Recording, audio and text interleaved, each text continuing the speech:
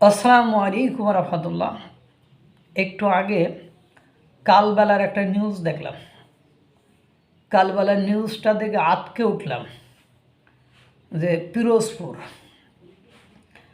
পিরোজপুরে সমন্বয়ক সানি, যে আপনারা জানেন যে মডেল মসজিদ তৈরি হয়েছে থানায় থানায় বা উপজেলায় উপজেলায়, যে উপজেলা মডেল মসজিদ তৈরি হচ্ছে, সেই মডেল মসজিদ তৈরি হচ্ছে।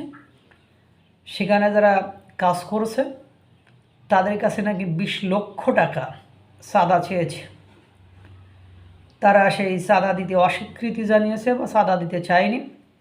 এই জন্য কাজের যে সাইট আছে সেই সাইডে যেয়ে তারা 40-50 জন, যে সমন্বয়ক 40-50 জন লোক নিয়ে সেখানে যে অতর্কিতভাবে হামলা করেছে, ভাঙচুর করেছে।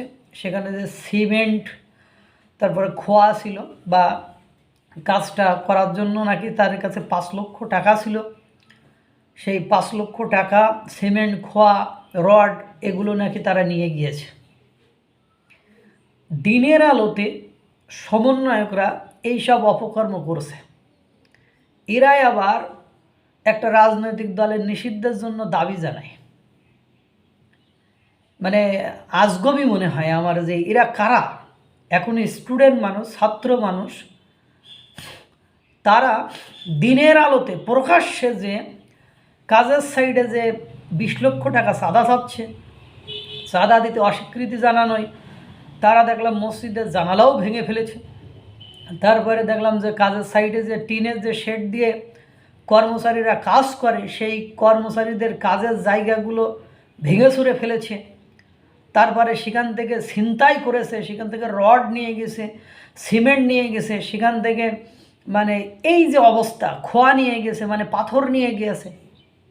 এইগুলো কি আবার ছাত্রলীগের নিষিদ্ধ করছে, খুব খুশি হয়েছে, বিজয় উল্লাস করেছে।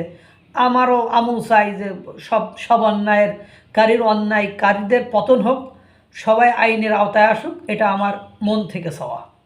কিন্তু দুর্ভাগ্য হলো সত্য যে এ কোন ধরনের, কোন মানসিকতার, কোন মেন্টালিটির, মানে আমার বুঝতে কষ্ট হয়।